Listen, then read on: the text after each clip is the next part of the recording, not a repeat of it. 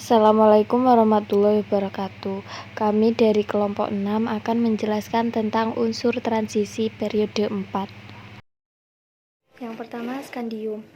Kelimpahan skandium lebih banyak ditemukan di matahari dan beberapa bintang lainnya dibandingkan di bumi. Skandium memiliki kelimpahan di kerak bumi sebesar 22 mg per kg. Skandium memiliki kelimpahan dalam air laut sebesar 6 kali 10⁻⁷ mg per L. Sifat fisika skandium merupakan logam lunak berwarna keperakan, berubah kekuningan atau merah muda ketika teroksidasi dan ringan. Sifat kimianya tidak bereaksi dengan campuran asam nitrat dan asam fluorida, mungkin karena pembentukan lapisan pasif. Reaksi dengan air skandium bila dipanaskan akan larut dalam air membentuk larutan yang terdiri dari ion Sc dan gas hidrogen. Proses pembuatan skandium. Skandium diambil dari trofite atau diekstraksi sebagai hasil produksi pemurnian uranium. Skandium metal pertama kali diproses pada tahun 1937 oleh Fischer, Brunner, dan Groenelaus yang mengelektrolisis cairan eutektik kalium, litium, dan skandium klorida pada suhu 700 dan 800 derajat Celcius. Manfaat skandium digunakan pada berbagai perkakas seperti televisi, warna, lampu neon, lampu hemat energi, dan kacamata. Yang kedua, titanium. Unsur titanium adalah salah satu logam yang paling melimpah di dunia, menempati urutan keempat, hadir dalam batuan beku dan sedimen. Titanium ditemukan dalam deposit mineral dalam bentuk oksida seperti rutil dan ilmenit. Deposit terbesar yang terletak di Australia, Kanada, Cina, India, Mozambik, Selandia Baru, Norwegia, Ukraina, dan Afrika Selatan. Senyawa titanium yang paling umum adalah titanium dioksida, yaitu adalah pigmen putih yang ditemukan dalam pasta gigi, kertas, dan cat. Kelimpahan di kerak bumi sebanyak 0,56% dan 0,56% berat dan 0,25% mol. Sifat fisikanya, titik didihnya adalah 3280 derajat Celcius, titik lelehnya 1668 derajat Celcius, merupakan logam tahan api. Titanium memiliki warna putih keperakan, keras, bertekstur metalik, dan tidak berbau. Sifat kimia.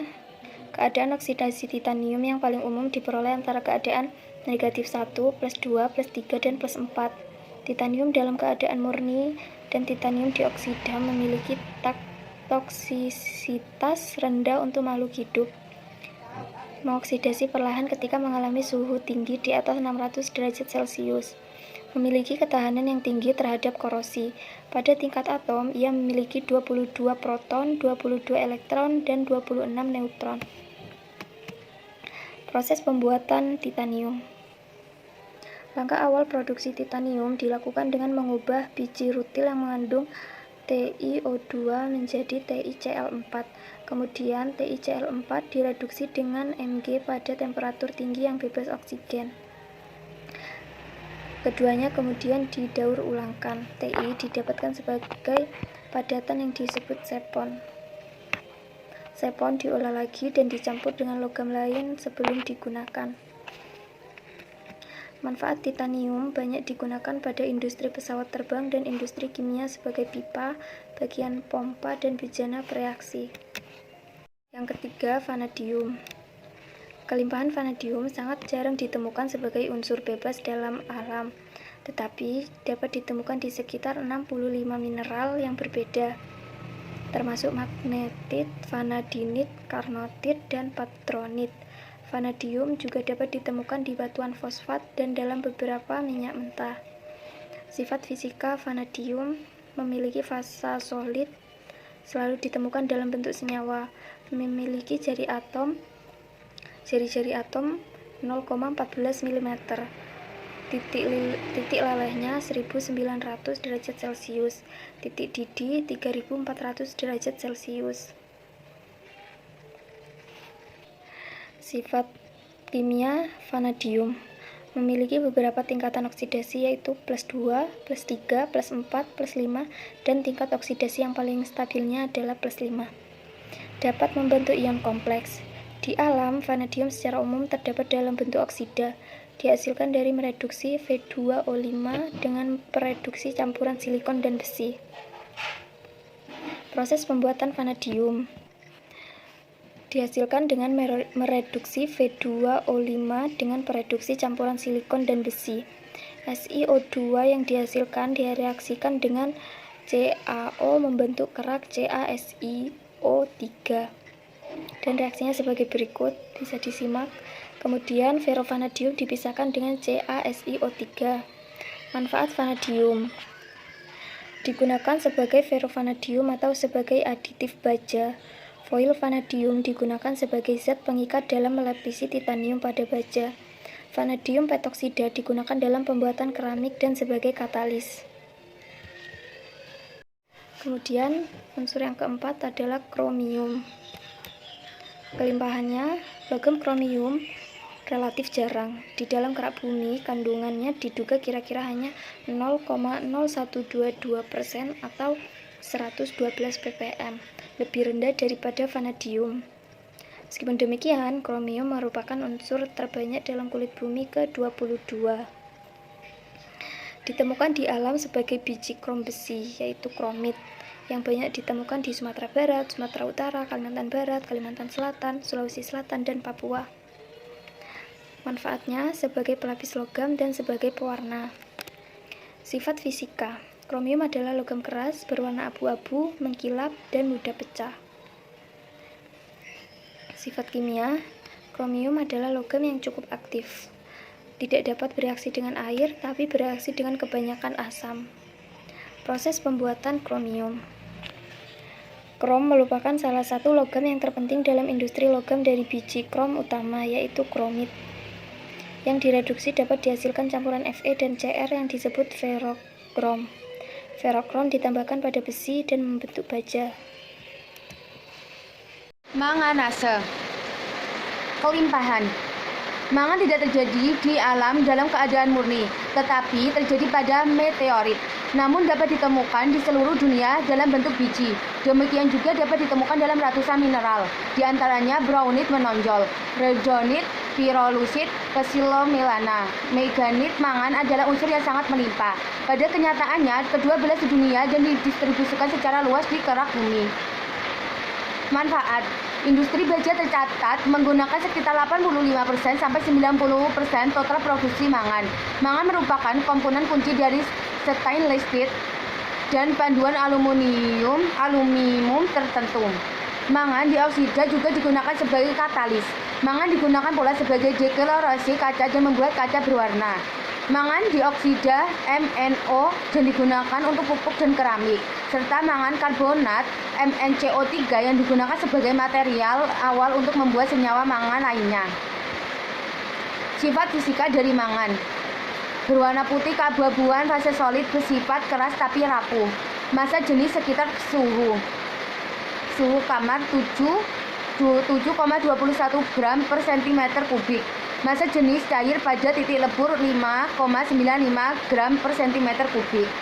Titik lebur 1519 Kelvin, 1246 derajat Celcius, 2275 derajat Fahrenheit. Titik didih 2334 Kelvin, 2061 derajat Celcius, 3742 derajat Fahrenheit. Kekerasan 4. Sifat kimia dari manganese. Radius atom 1,35 ampere. Massa atom 54.938. Elektron negativitas 1,55, sangat reaktif secara kimiawi. Terurai dengan air dingin perlahan-lahan. Memiliki bilangan oksidasi +2, +3, +4, +5, +7. Proses pembuatan. Logam mangan diperoleh dengan mereduksi oksida mangan dengan natrium, magnesium, aluminium, atau dengan proses elektrolisis. Proses aluminotermi dari senyawa MN2 persamaan reaksinya seperti berikut. Iron, Fe. Kelimpahan dari iron. Besi adalah unsur kimia dengan simbol Fe dengan nomor atom 26. Besi adalah unsur keempat terbesar pada kerak bumi. Kelimpahannya dalam planet terbatu seperti bumi karena melimpahnya produksi akibat reaksi fusi dalam bintang bermassa besar, di mana produksi nikel 56 yang meluruh menjadi isotop besi paling umum adalah reaksi fusi nuklir terakhir yang bersifat eksotermal. Akibatnya, nikel radioaktif adalah unsur terakhir yang diperoleh sebelum keruntuhan hebat supernova. Keruntuhan tersebut menghamburkan prekursor radium ke lidah besi ke angkasa raya. Unsur besi terdapat dalam material dan lingkungan rendah oksigen lainnya, tetapi reaktif dengan oksigen dan air. Sifat fisika.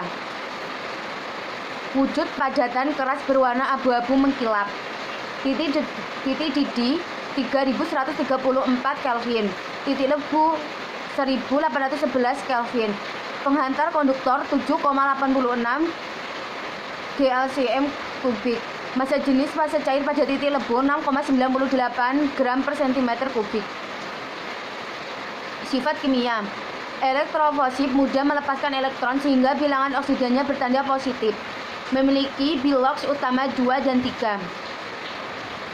Reduktor Fe2+ dan oksidator Fe3+, reaktif dan korosif. Manfaat. Zat besi Fe berperan sebagai sebuah komponen yang membentuk mioglobin, yakni protein yang mendistribusikan oksigen menuju otot, membentuk enzim dan kolagen. Selain itu, zat besi juga berperan bagi kesehatan tubuh. Kobalt. Kelimpahan. Walaupun kobalt relatif jarang terdapat di alam, tetapi dapat ditemukan dalam biji smaltit CoAs2 dan kobalt CoAs dalam kadar memadai jika diproduksi secara ekonomis. Sifat fisika. Titik lelehnya dimanifestasikan pada suhu 1495 derajat Celcius.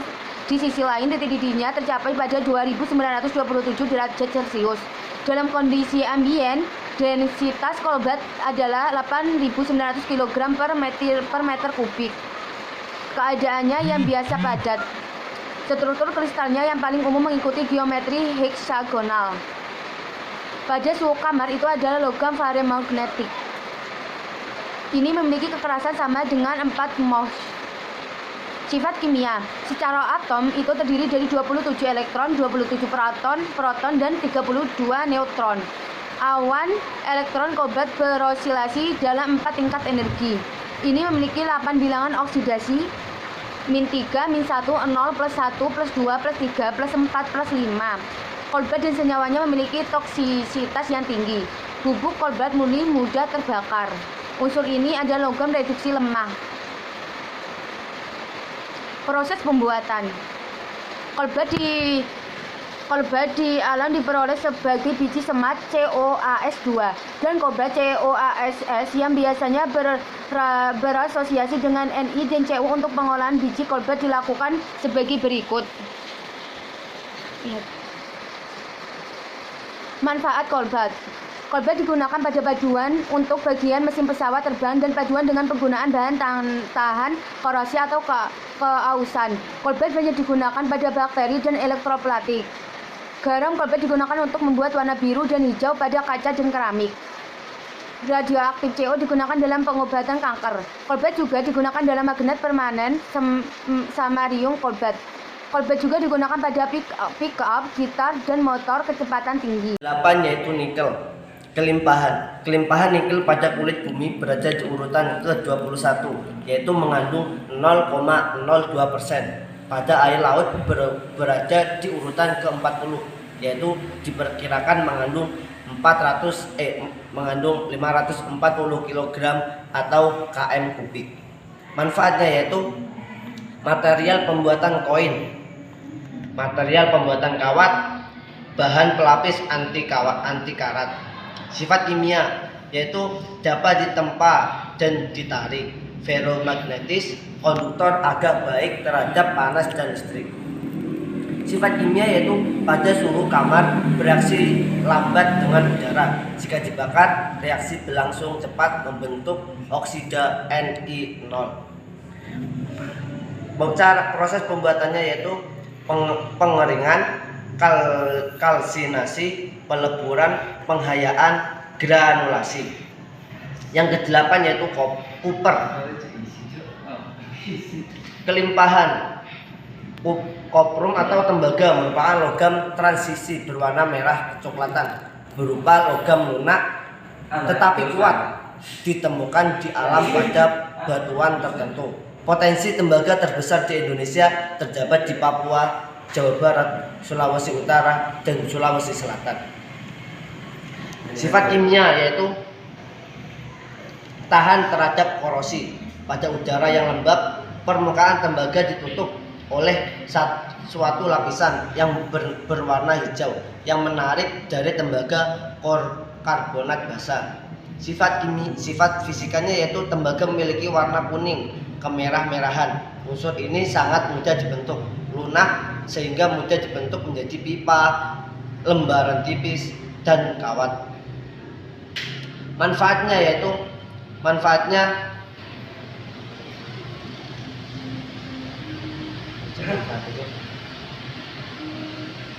dimanfaatkan untuk berbagai alat listrik dan rumah tangga. Hampir semua alat rumah tangga terutama yang berhubungan dengan listrik menampilkan label terbuat dari tembaga karena logam ini memang sangat handal digunakan untuk penghantar listrik.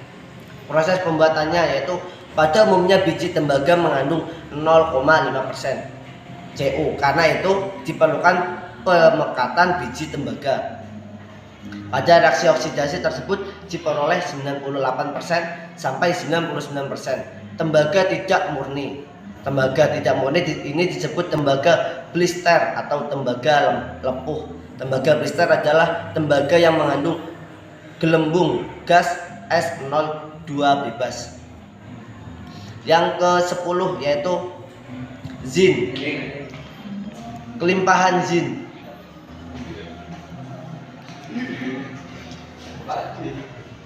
Kelimpahan seng ini di kerak bumi diperkirakan sekitar 0,02% yang menempatkan elemen tentang nomor 24 pada daftar unsur-unsur dalam hal kelimpahan mereka. Sebuah proses untuk mengekstraksi yang dari biji tampaknya sudah diciptakan di India pada abad ke-13.